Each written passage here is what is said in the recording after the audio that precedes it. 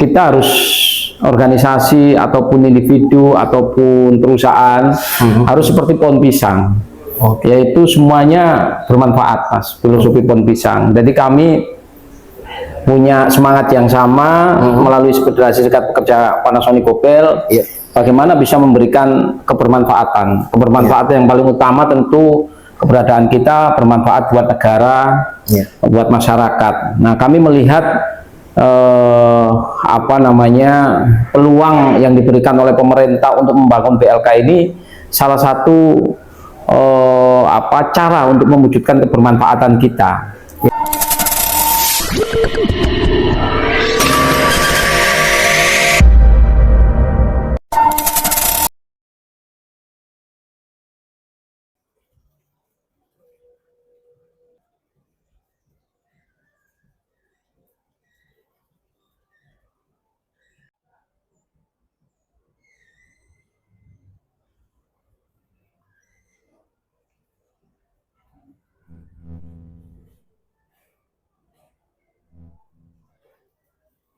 Assalamualaikum warahmatullahi wabarakatuh. Waalaikumsalam warahmatullahi wabarakatuh. Semoga teman-teman dalam keadaan sehat walafiat. Saat ini saya berada di Balai Latihan Kerja Komunitas atau BLK Komunitas Federasi Serikat Pekerja Panasonic Gobel. Konfederasi apa nih, Pak? Sarbumusi. Sarbumusi, Pak ya. Saat ini saya bersama dengan Pak Joko Wahyudi. Beliau adalah Kepala BLK Komunitas Federasi Serikat Pekerja Panasonic Gobel, Pak ya. Oke. Apa kabar sehat, Pak ya? Alhamdulillah. Ya. Nah, Pak, ini kan BLK ini berdiri sudah berapa tahun, Pak, ini, Pak?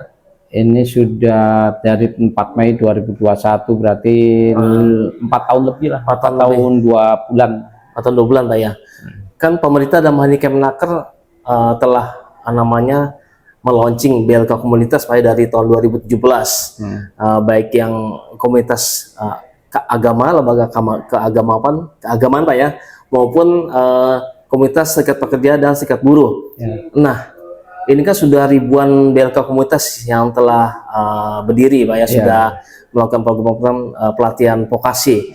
Salah satunya adalah pelatihan vokasi yang diadakan oleh BLK komunitas ini, Pak ya. Nah, mohon dijelaskan, Pak, bagaimana awal mula BLK komunitas ini berdiri, Pak, sampai saat ini, Pak? Iya, sebelumnya terima kasih Mas Arman kedatangannya di BLK komunitas Federasi Serikat Pekerja Panasonic Gobel, Konfederasi Sarbumusi.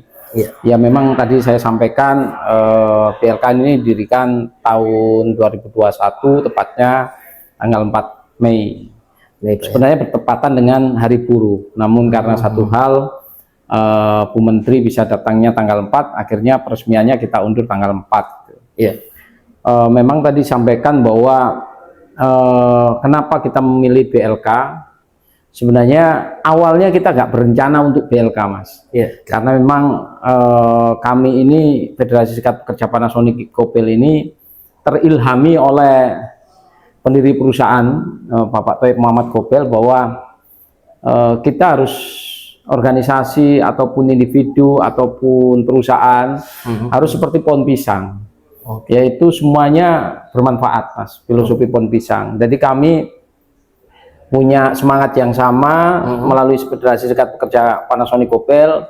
Bagaimana bisa memberikan kebermanfaatan yang paling utama tentu keberadaan kita bermanfaat buat negara, buat masyarakat. Nah, kami melihat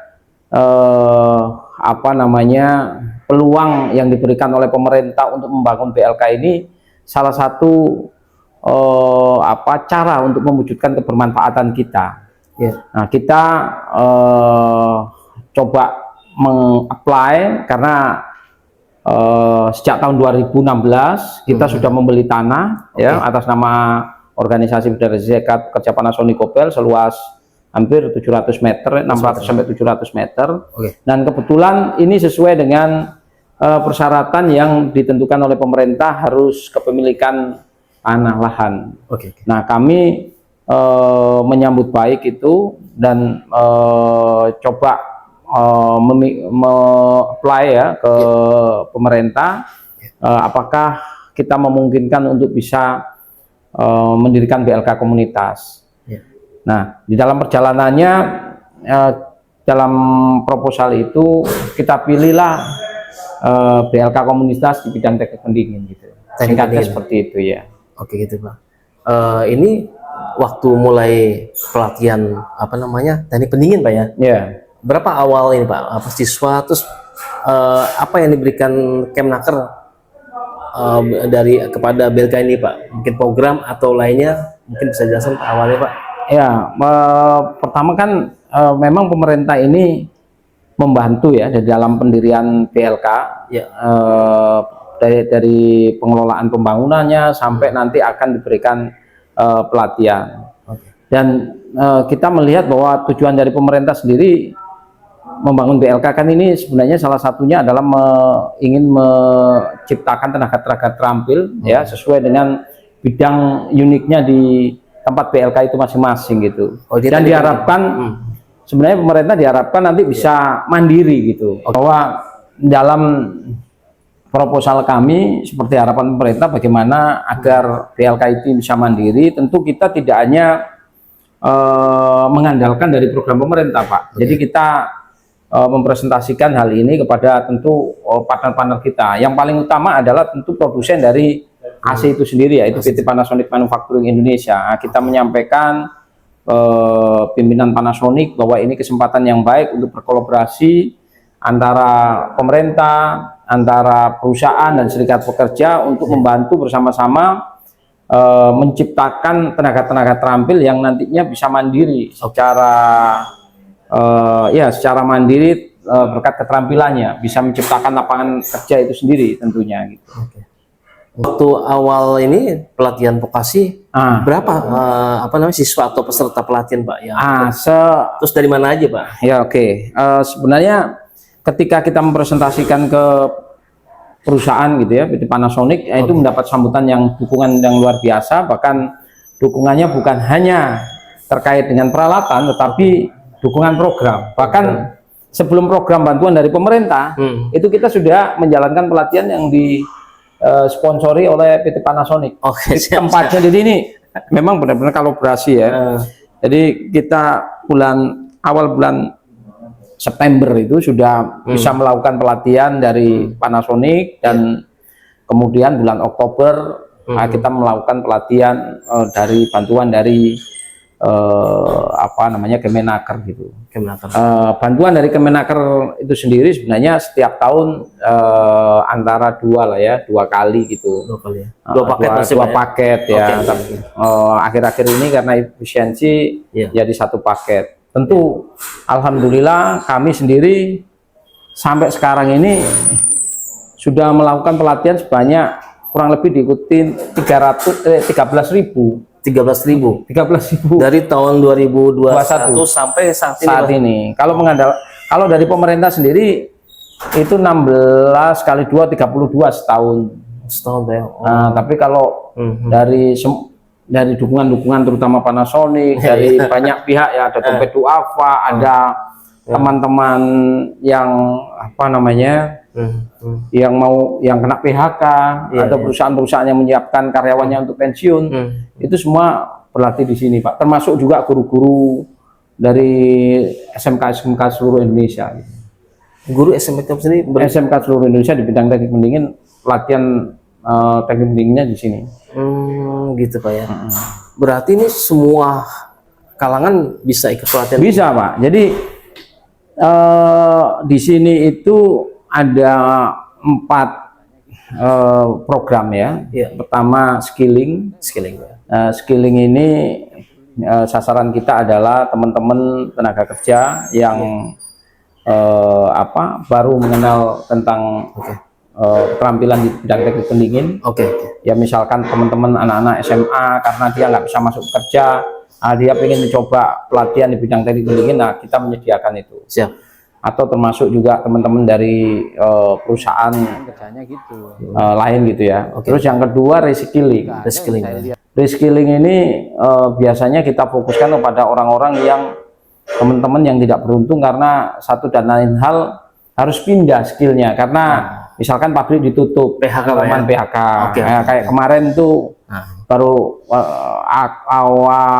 awal tahun sampai sekarang itu kita membantu teman-teman dari Yamaha. Yamaha musik yang ada di Pulau Gadung itu kan mau tutup. Nah, manajemennya bersama serikat pekerja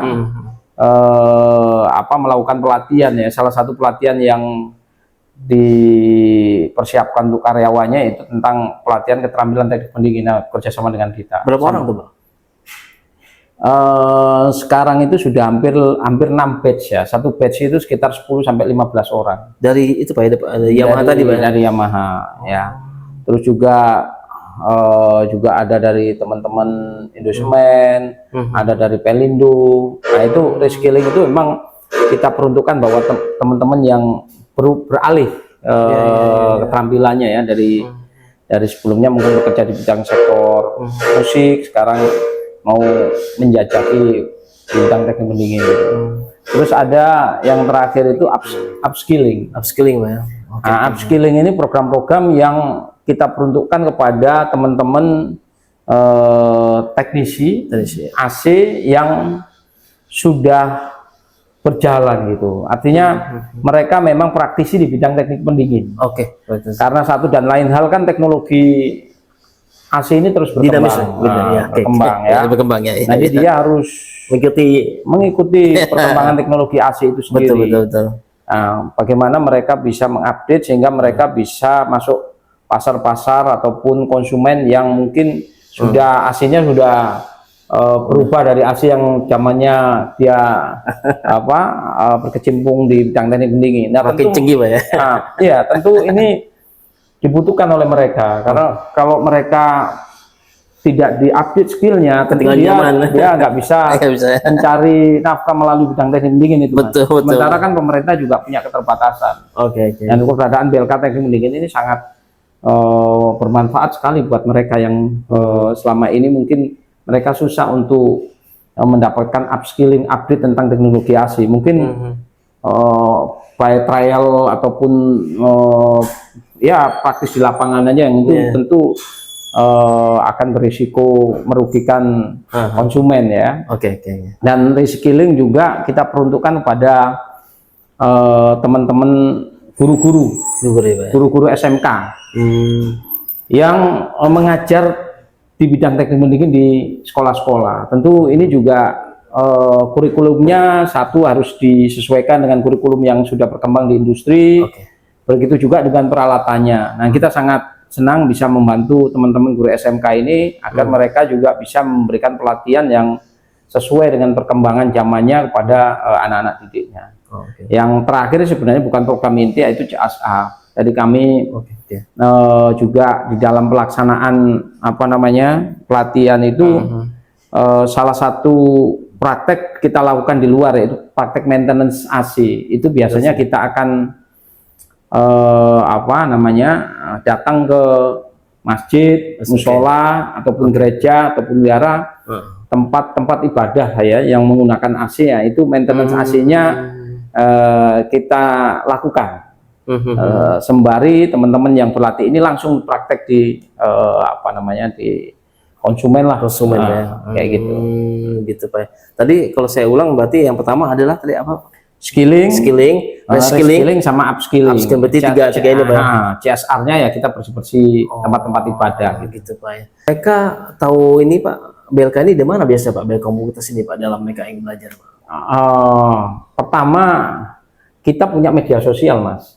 Kita punya TikTok, kita punya Instagram, ya, kita punya YouTube. Nah, mungkin nanti ini Mas Arman juga bisa salah satu media juga untuk menyampaikan bahwa ada BLK teknik pendingin yang cukup baik lah ya. Boleh dikatakan kami mengklaim bahwa BLK kami mungkin salah satu BLK terbaik khususnya di bidang teknik pendingin. Nah, teman-teman bisa mendaftarkan di sini. Terus kita juga punya partner-partner ya, partner-partner kami dari sekolah, partner-partner kami dari perusahaan, Dompet Duafa, ya dari Panasonic itu sendiri. Itu mungkin juga menjadi salah satu media teman-teman yang mau belajar mendapatkan informasi gitu. Pelatihan di sini Pak, ini penyerapannya mereka lebih banyak bekerja atau mereka bikin usaha sendiri Pak? Mungkin Bapak bisa mapping. Ya memang secara data memang itu kita belum lakukan dan lagi melakukan pendataan. Tapi secara kasar sih ya, memang kebanyakan memang yang berlatih itu dari teman-teman asosiasi teknisi. Jadi mereka memang secara langsung itu mereka sudah punya aktivitas gitu. Mereka di sini lebih banyak mengupgrade gitu ya. Kalau yang baru biasanya mereka menjadi salah satu sales point untuk mendaftar di perusahaan. Katakanlah teman-teman yang baru lulus, nah, sertifikasi yang kami keluarkan ini salah satu advantage buat mereka untuk bisa dipertimbangkan ketika melamar pekerjaan karena memiliki skill praktis ya di bidang teknik pendingin. Juga ada yang beberapa yang memang melakukan usaha gitu ya, usaha bidang teknik pendingin gitu ya, sebagai pengusaha kecil gitu ya, misalkan menangani beberapa perumahan atau menangani beberapa proyek gitu. Dan Kemnaker Pak terhadap BLK, mungkin terhadap bantuan usaha dari lulusan BLK ini Pak. Bantuan Kemenaker selama ini saya rasa cukup baik ya, mengundang kita ke beberapa pameran untuk saling berbagi pengalaman gitu ya. Pelatihan-pelatihan pengelolaan ya, dan tentu yang bantuan program itu juga masih ada, itu bagus banget. Cuma memang berharapkan karena kita sudah banyak melakukan pelatihan dan banyak menghasilkan lulusan, teknik pendingin ini kan sesuatu yang bidang yang sangat besar cakupannya ya, tenaga kerjanya. Jadi kalau kita melihat itu kurang lebih dibutuhkan 150.000 sampai 200.000 tenaga kerja di bidang teknik pendingin. Artinya kesempatan di bidang teknik pendingin ini sangat luas banget ya. Baik sebagai pekerja mandiri ataupun bisa membangun badan usaha gitu.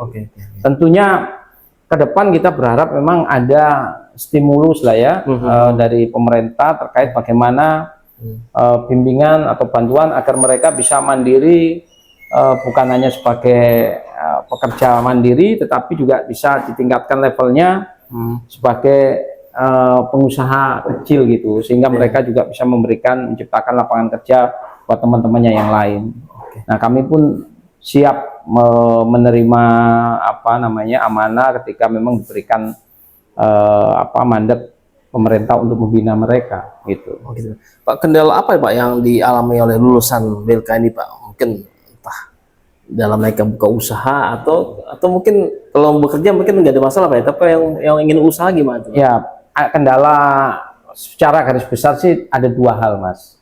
Pertama kendala teknis ya. Kendala teknis ini sebenarnya skill sendiri kita bisa lakukan, kita bisa bantu melalui pelatihan di PLK. Tapi ada kendala teknis yang kita belum bisa melakukan atau belum bisa bantu, yaitu tentang sertifikasi, Mas. Jadi sertifikasi kompetensi. Sertifikasi kompetensi. Karena memang teknik pendingin ini keahlian yang membutuhkan pengakuan secara sertifikasi gitu ya, untuk bisa terjun ke korporasi gitu. Itu minimal BNSP level 3 lah ya. BNSP level 3. Untuk teknik pendingin level 3 dari yang diterapkan oleh BNSP gitu. Nah, kami sendiri pelatihan di sini itu pelatihan untuk level 3 dan level 4. Minimal mereka bisa punya sertifikasi di level 3. Sementara ini mereka kan sertifikasinya bentuknya lokal dari yang dikeluarkan oleh BLK ini sendiri bekerja dengan Panasonic misalkan.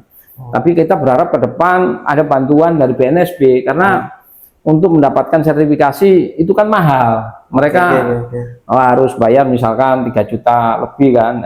Buat mereka itu sesuatu yang berat gitu. Berharap nanti ada dukungan dari pemerintah untuk bisa bagaimana membantu dalam bentuk sertifikasi mereka. Nanti kita bisa bekerja sama dengan BLK ataupun LSP yang ditunjuk itu untuk bisa mensertifikasi mereka. Sampai sekarang itu kita baru memberikan sertifikasi itu 500 sekian orang lah. 500 untuk level 3 gitu ya? Ya, dari 13.000 itu masih jauh banget kan. Jadi nanti berharap bisa dibantu oleh pemerintah. Itu kendala teknis.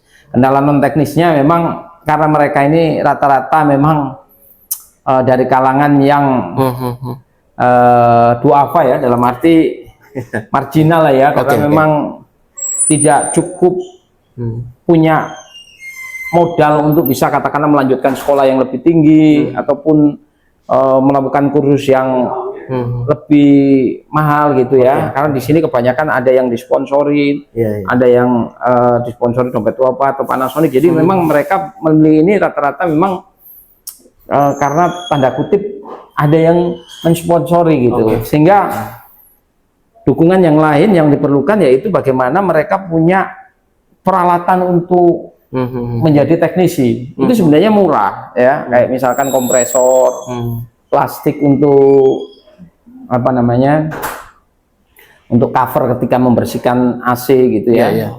Itu menurut saya nggak mahal kalau pemerintah mau bantu mereka gitu ya. Tapi mungkin secara berkala ataupun dalam waktu tertentu mereka diminta untuk bisa mengembalikan, katakanlah 2 tahun harus dicicil peralatan itu sehingga bisa dipakai oleh adik-adik kelasnya. Itu menurut saya sangat bagus banget kalau memang pemerintah bisa intervensi hal seperti itu, karena mereka langsung bisa kerja di lapangan.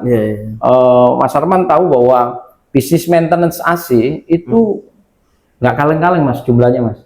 Bisnis maintenance AC bersih-bersih. Gitu. Nah, itu bisa sampai 7 triliun. Iya, besar banget. Ilustrasinya sederhana. AC itu setiap 3 bulan harus dibersihin agar ada di maintenance ya, agar performanya tetap bagus, dalam arti tingkat kedinginannya sesuai dengan spesifikasi, konsumsi listriknya tidak boros. Nah, itu harus di maintenance kalau lebih sehat tentunya. Nah, itu setiap 3 bulan harusnya. Cuma memang kan kadang-kadang kan konsumen tidak peduli itu, tapi tiba-tiba rusak aja. Nah, ini harus diingatkan bahwa sama seperti mobil ya, harus ganti oli ya. Ini harus dibersihkan dari debu segala macam itu. Nah, AC yang terpasang mungkin sekitar 25 juta lebih mungkin sekarang. Nah, kalau 25 juta dikalikan apa namanya 4 setahun dibersihkan 4 kali kan, berarti kalau 3 bulan berarti kan 100 juta. 100 juta kalau bersihnya 100 juta kali pembersihan gitu. Kalau setiap bersihnya katakanlah 70.000 atau 75.000 sampai 100.000, misalnya 7,5 triliun sampai 10 triliun, besar banget gitu ya. Makanya ini kan suatu apa namanya potensi ekonomi yang luar biasa. Tentu jangan dibiarkan juga teknisi berjalan sendiri, karena tanggung jawab menciptakan lapangan kerja atau menyediakan lapangan kerja sebenarnya juga tanggung jawab negara. Tentu negara sudah menyiapkan BLK, komunitas, bekerjasama dengan swasta, dengan serikat pekerja, mungkin bantuan-bantuan ya, bantuan permodalan dalam bentuk peralatan saya rasa sangat bagus dan sangat berguna gitu Pak. Terus apa Pak strategi ke depan Pak dalam mengembangkan peserta dalam peningkatan SDM maupun peralatan dan lainnya gitu Pak? Ada strategi ke depan Pak dari BLK-nya Pak? Ya, strategi ke depan sih kami ingin mentransformasikan apa yang kita lakukan itu tentu dengan digitalisasi ya. Jadi tentu mudah diakses secara digital itu, baik dari sisi pelatihannya, dari sisi informasinya, ataupun dari sisi pasar kerjanya. Jadi kita sedang mentransformasi menuju ke sana gitu. Tentu ini juga perlu dukungan dari semua pihak, agar intinya adalah kita ingin memberikan kebermanfaatan seluas-luasnya kepada masyarakat, ingin berkontribusi pada negara dalam menciptakan tenaga terampil menuju Indonesia Emas tahun 2045 gitu. Terus terakhir Pak, harapan Bapak pada pemerintah dan hal ini Kemnaker Pak terkait ya BLK komunitas ini Pak? Ya, dukungan terus menerus ya, baik dalam hal pengembangan BLK itu sendiri maupun sumber daya manusianya ya, karena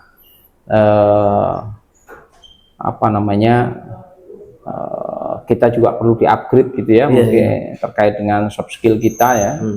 Terus yang paling penting juga bagaimana dukungan Kemenaker untuk bisa memberikan apa namanya sertifikasi dan tadi Pak permodalan terkait dengan modal usaha ya, yang bergulir, bukan untuk dikasih cuma-cuma, tapi bagaimana itu terus bisa bergulir kepada teman-teman yang lain.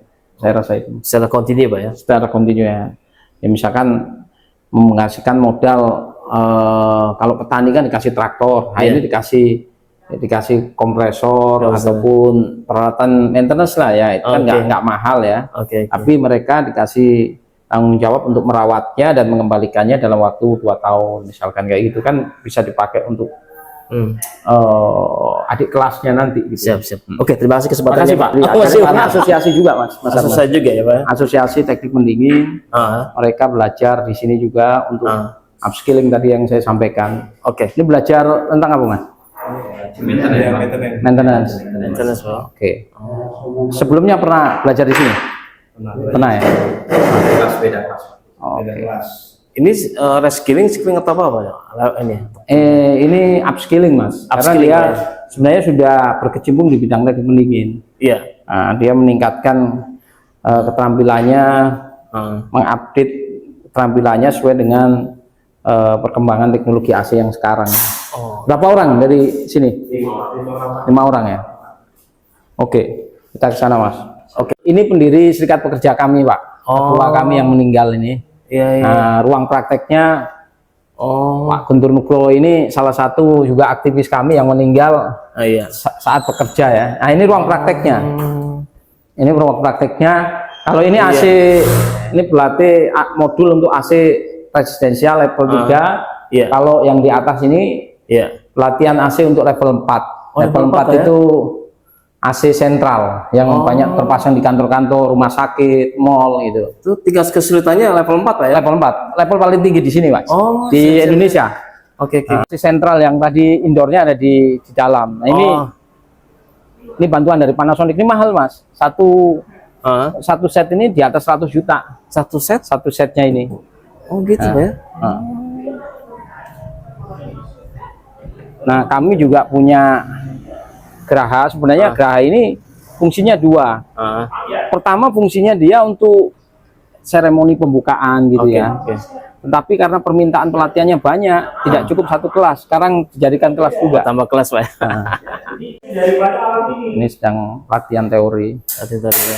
Silakan Pak. Terus Pak. Ya Pak. Ini kita nggak gitu. Nah kalau ada berkali-kali misi ini berarti banyak kan? Belum tentu bagus. Kalau makin banyak filler belum tentu bagus. Ya,